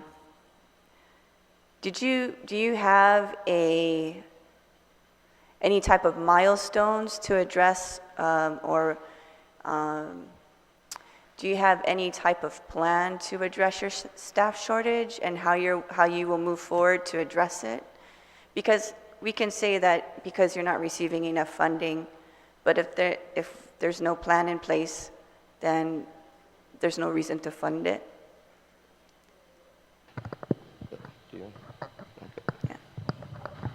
So part of our proposal to use ARPA funds was for capacity building within the agency. So as the administrator had mentioned, we have 10 staff that were hired under ARP funds to offset the workload currently held by our FTEs. So part of the plan is within the next 2 years, as that ARP funds are depleted, that we find the funding mechanism to retain, this now trained workforce under ARP funds. So when we were recruiting under ARP funds, we were able to profile, qualified personnel or qualified individuals that would have otherwise been recruited through DOA. So in the next 2 years, that's our plan, is to find the funding source to retain staff we've already identified through this process on board. So that's 10, right? 10 personnel. And so are they full-time employees now, or are they unclassified? Are they classified or unclassified? Unclassified, limited term appointments. So, okay. But full-time. But full-time, okay. So we look to make them classified. Well, they would still have to compete Absolutely. through the merit process like process. anybody else. But certainly at this time, they meet the need for qualified personnel to augment our staff. Okay, and then what about the other 43? 41. Because you said in your slide there's 53 vacancies, and then you said that you pulled 10 already. So what about the other 43 vacancies? Oh, so Yeah. the 41 are classified full-time employees. We did not add the 10 under ARP funds. Yes, I understand. They are asking about it since we filled it. You have 53 Yeah, vacancies. yes. So Now- again, that's where the request came in, that to be fully functional, that's the type of money that, and again, we may need to address and change some of the money or Yeah. some of the sums. That's where the 1.5 million that has been asked to fully staff our agency. So the 43, that's where we would be also asking that be part of the 1.5 million that we're asking for. But again, with the knowledge that the 10 that we have taken to reduce the number of 53 open vacancies down to 43, that 10 by 2023 will not be funded because that's when the ARP funding ends. So that's also something that even though we have a quick temporary fix right now, it's not a long-term fix. So again, yes. Yeah. And that's my concern is, ARP funds were meant to do like capital improvement projects and stuff. It's not meant for operations, because if the money's no longer there, and who knows, 2 years down the line, our budget may be impacted, and then we lose these 10 positions. And so And we I understand. would have hoped that you came and said, we need this money now for these 10 people for the upcoming FY. And then we would know that EPA would have been able to sustain itself with those 10 personnel and not have to worry about once the ARP money runs out, because there's also a deadline on when it should, the suspense, right? The suspense on when it should be done. Yeah. So our response to that, Senator, is in the development and updating that we all see, we have a long road ahead of us to update our regulation, our statutes and regulations. It also includes the increase to modernize and increase our fines and fees for each program. And so we're hoping to get that to augment some of the, or offset some of the costs of these new LTAs to pay for them. In addition, like we said, we have the plan to build the story to submit to federal US EPA to say the $3.2 million that you have left Guam as a stagnant budget for the last 10, 20 years is underfunding us. And because of the amount of work we do and the success stories that we're going to lay out for them and the understaffed positions that we have. So we're not only asking the local government, but we're also seeking assistance from the federal government. Well, you're not asking the local government right now. Yes, You're using ARP funds. Yes. So the money's not coming from the general fund. Yes, ma'am. Okay. And we'll amend that then. Thank you. Okay. And then one of the challenges you mentioned is staff retention.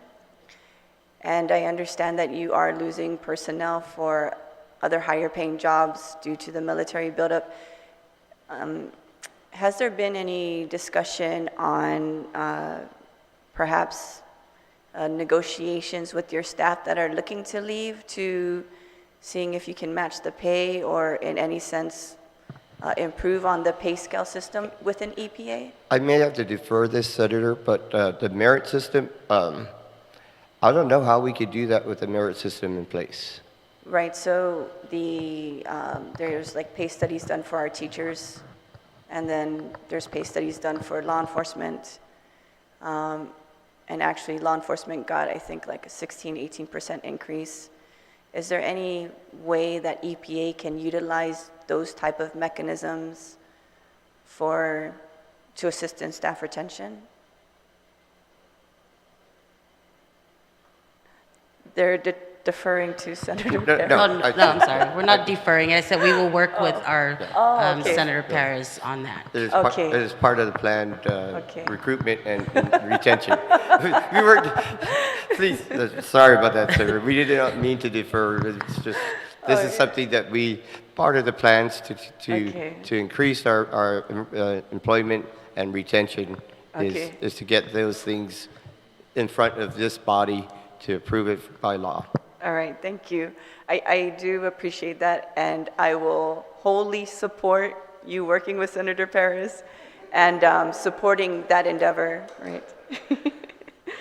Okay, and then the breakdown in accordance with 11 GCA Chapter 28, the use tax, the $480,000, is that already labeled within the budget, or is this an additional number that you want in the budget? So instead of your budget request for FY 2023 of $504,860, is it now going to be close to $1 million that is needed? Yes. Okay.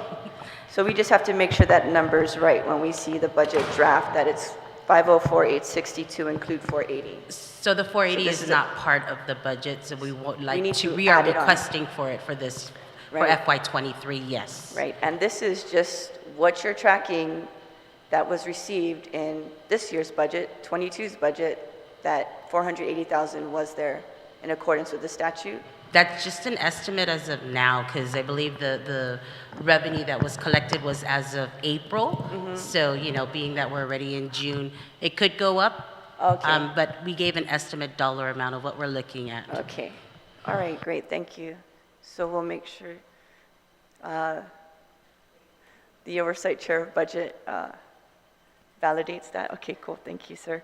And then the, you know, I was concerned about the different types of programs that you listed towards the end. I'm sorry, forgive me, it's this one. It's the need to pay, well, it's not a program, but it's the need to pay for hazardous pay, medical surveillance, respiratory protection program, and emergency response PPE. Is there a cost amount with these 4 items? Yes, so that was discussed earlier, and we will prepare Okay. that budget amount. Yeah, I didn't hear a number, that's why I did hear him bringing it up, and that was one of the first things he was concerned about. And can you just talk a little bit about so is this just for equipment, or are we looking, other than the hazardous pay, is this just for equipment, or are we looking at, you know, like disability programs for those that are exposed to chemicals and so forth within EPA? So like the military, right, we go to Afghanistan, and if you're in Kandahar, you automatically get like 25% has disability pay because of the burn pits that were there. And so is this the type of avenue you're seeking for this type of compensation?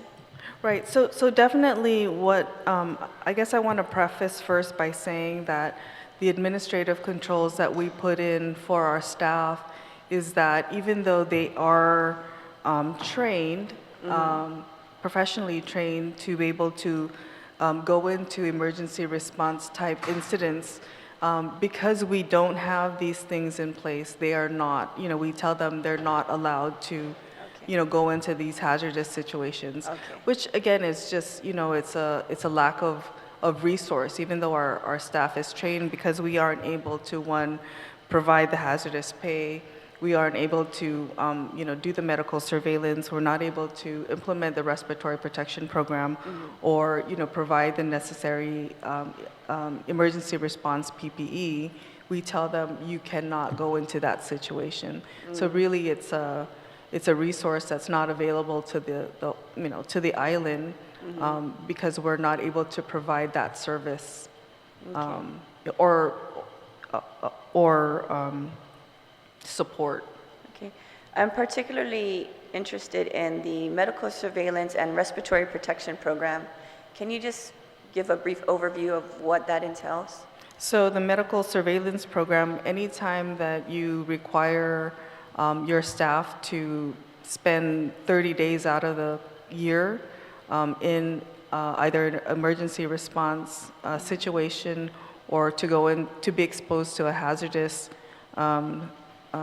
substance, then we have to provide this medical surveillance, which is usually entails a baseline to ensure that before we allow an employee to go into any hazardous situations, that they're physically fit to perform those duties.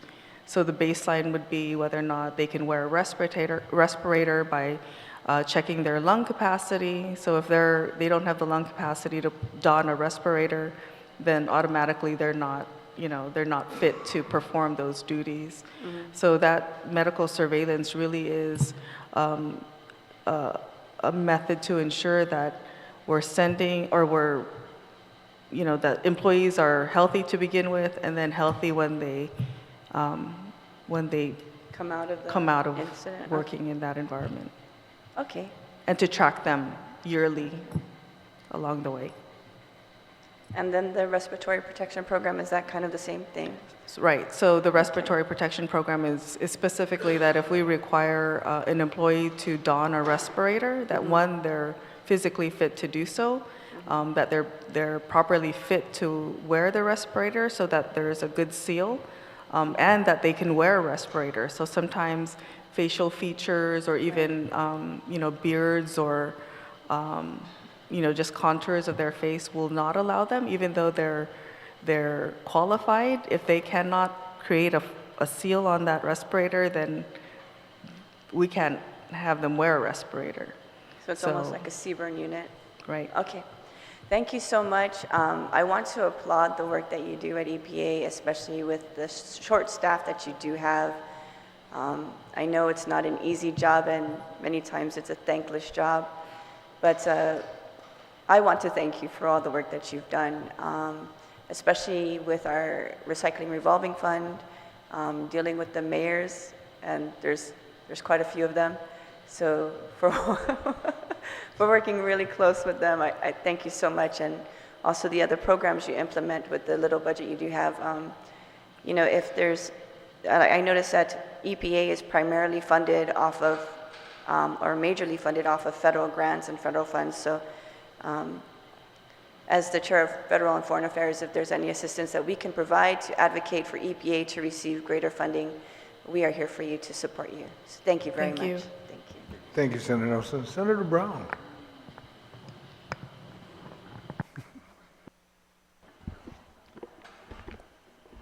I'll try not to go over the numbers since our colleagues have already done that. I have to tell you, it's a little painful for me to sit here and listen to all of this, because I worked at Guam EP at a time when we didn't have too many more employees that you had and had far more projects to do.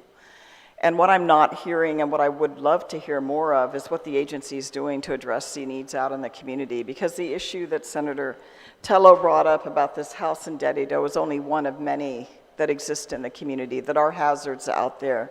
Some of it that's on public easement that we continue to see year after year with no enforcement. And I think for the community, that's what they want to see, is enforcement of Guam EPA. That issue last year, and we've seen it with regards to Marbo Cave, to me is such a blatant, obvious example, the lack of Guam EPA being on top of its enforcement requirements. That is appalling that that happened in our community. I'm not here to praise. I mean, I think there's a lot more work that needs to be done, and I think we need to be a lot more proactive in hearing what the agency is doing to address that. Granted, you have challenges. Granted, this community certainly in this legislature should be doing more to financially appropriate resources. But we're also going to want to know that we have some comfort level that you're geared up to respond and use it well. I mean, Walter, how long have you been the administrator for Guam EPA? I believe this is working on my 4th or 5th year, ma'am. Senator, yes. And you know, to hear things, you know, these basic things, yes, they're important, obviously, for the safety of your employees, but these are not new things.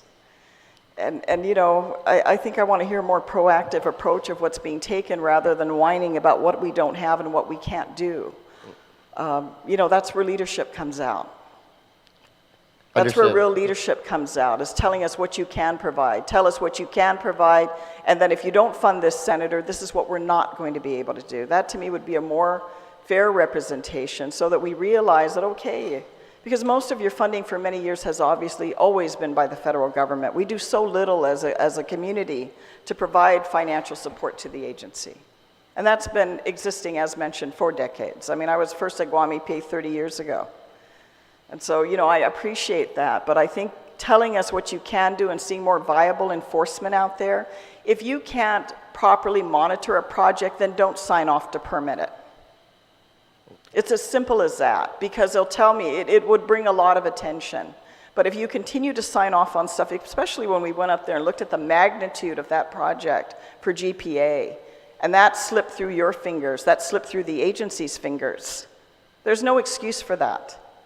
Even if you as the administrator have to physically get out there, as I did many a day, that's a wonderful thing you have with your jobs, your ability to get out there yourself and also monitor these projects. And if you see deficiencies, and you know what falls under your jurisdiction, and send your appropriate people. So trust me, it's painful for me to hear this, because I love Guam EPA. It's my best job I've ever had in my life. I envy you. And I think what we want to hear is, granted, I mean, I'll be more than happy to fight for the agency, but at the same time, I want to see that you're doing your job to the best of your ability with the resources that you have. May I speak, Senator? Sure. Yeah, so for one, I kind of find it appalling and offensive that you don't think I go out to the field and go out to these sites. And that's just for my response to me. Now, the team in Guam EPA, as you know, is a very dedicated team, and they go above and beyond the work that we do. So I do prefer that you attack me than the team, because the team is doing everything in its right to meet. I'm not attacking your team, Walter. I'm talking to you squarely as the head of Guam EPA. I'm sitting on this side of the aisle right now, and I am speaking probably for a lot of people out in this community that don't see as much a proactive presence of Guam EPA. And you can say, I don't have it because I don't have this, I don't have that, and this is what I've heard through most of the morning, and certainly you can work the numbers out. But the presence of the agency with regards to enforcement, and when you have something as blatant as that issue we did have with Marble Cave, that tells me the agency's not on the ball and doing proper inspections. And if there's some, massive misengineering design of erosion control on that project, then by all means, I want to hear what the agency's doing to pursue that issue. Because all of those things fall well within your jurisdiction and within the authority. It's not a question of adding on more power to Guam EPA. You have a very, very powerful agency if you actually use the legal authorities that you have. But I don't fear Guam EPA. Do you think a lot of people out there, do you think a lot of companies even have any sense of apprehension when you show up? Well, I'm going to let you know, Senator, that at least in regard to specifics of soil erosion and sediment erosion, our NOVs have gone up compared to the last 10 years in the last 2.5 years. We have really stepped up our enforcement. So a statement of what enforcement are we doing, and maybe we don't have those numbers in our presentation, but we do have a reflection of the fines that we are collecting. We are hitting large companies and small Well, and and small I think companies. if you provided that in your budget presentation, probably you'd get a lot better response. Talk ma'am. about what you're doing with what your resources are. And make sure, again, if you cannot properly inspect a project, by all means, don't sign off on it. Yes, ma'am. Because enforcement after the fact on something that you have already the jurisdictional authority of which you've authorized. I'm not talking about someone like this case that's being discussed. I'm sure we all got that video. And I hope you do follow up on that for the safety of the community. But projects for construction that you've authorized, you are required to do regular inspections on those sites. And if you see they're not meeting the requirements, you simply shut them down. If they don't comply, if they don't put good faith effort, shut them down. That, again, there's no way anyone will convince me that that's totally on, and great, the Attorney General came to $1 million settlement, whatever, let's pat ourselves on the back. But the damage to the resource there was considerable, could have been avoided. And you at EPA have the authority to address that. And if you see those deficiencies, by all means, take appropriate action so we don't end up with that situation, because that was such a bad example that I know our community is not pleased to see, especially on something as significant and as historical and as much of a cultural value as the Marble Cave. I don't have anything more to add, Mr. Chair, but I hope for future budget presentations, lay out what you're doing, what you've accomplished, how many fines, NOVs you've issued, what corrective action you're addressing, and then say, well, senators, if you want us to do more, this is what it's going to cost us to do it. I think that would be a much more beneficial debate and discussion than this is all the things we can't do and why we can't do it and we can't do this and we can't do that. And we will provide that. We have those numbers that show an increased enforcement. And as in regard to shutting projects down, we've done quite a bit of stop work orders. So I'm not sure what numbers you're reflecting. Maybe it's your perception of our job duties. But I'm telling you... Yeah, contrary, I'm not going to debate any further. I'm not here to my perception about your job duties. I'm pretty well versed on your job duties. Thank you, Senator. It's been a while, but I'm sure if I had to sit in that seat, I don't think I'd have a problem reassuming it. Thank you, Senator. So I just simply want you to be mindful of that, because I don't see a positive presentation. I see a very weak presentation on all the things we can't do because we don't have. Well, no agency probably in the government of Guam is equipped with everything they want or need to have, and granted, you're certainly at a disadvantage, but it would be more beneficial if you could tell not just us, but the community that's listening in what exactly you've accomplished, where your key areas are that you need additional support, and say, senators, if you want us to follow up further beyond what we've done, and here's our presentation of what we've accomplished this past fiscal year, then this is what we're going to need to do it. That would be a more productive discussion. Thank you, Senator. We'll provide you the input that you're requesting. With that, Mr. Chair, I have no further comments. Thank you. All right, thank you. Michelle, you have that information, right? Yes. You just provide that to us, and I'll provide it all to everyone. Yes. Also, on the presentation, the slides that we did skip, does have that information and the statistics on our numbers. So starting on slide 13 and 14, it does show what our water pollution programs have done, how many building permit reviews we've done, 611, septic system permits, 241. We've issued 403 occupancy permits, 284 on-site inspections, 14 grease trap inspections, 6 NOVs issued, 7 NPDES facility inspections. We've responded to 148 complaints. We have 9 ongoing complaint inspections, and then federal consistency reviews, 55. That's for our water pollution program. Yes. Our water resources, And- I could and- go on. Yes, and I see that all. And you did start out with that, and you just moved along and... But yes, it's there, Yes, Chairman. yes, it is. Okay. Another one I'd like to mention, because we're going to wrap it up, is I would ask that maybe Revenue and Tax need to partners up with you folks, because when they identify vehicle, when people do their house mechanic shop or house appliance shop, I know for a fact when I was at Revenue and Tax, I issued fines. When people are doing appliance repairs and they're in a residential area, there's a restriction, and I've issued fines. Maybe one of your guys could team up with somebody at the compliance branch at Revenue and Tax, so that when your guys want to give it, if you're going to issue a citation, Revenue and Tax will issue theirs. But there is a fine for if you're doing business without a license, and if you're doing business and it deals with money. And then automatically when it deals with refrigeration or vehicles, you already know there's going to be spill on the ground. There's going to be free on release. That's all EPA violations. But I just wanted to mention that to you. Other than that, we will now conclude. The committee will conclude the budget hearing with the Guam Environmental Protection Agency. The committee will continue to receive testimony. Please address your written testimony to the Committee on General Government Operation, Appropriation, Housing, and submit it via email to Senator Joe S. Agustin@gmail.com or to my office located at Rand Care Building, 2nd floor, Suite 203, 761 South Marine Corps Drive, Tumuning, Guam. Jesus Masi for your attendance today and participated in today's hearing. And for those at home, thank you for listening and watching.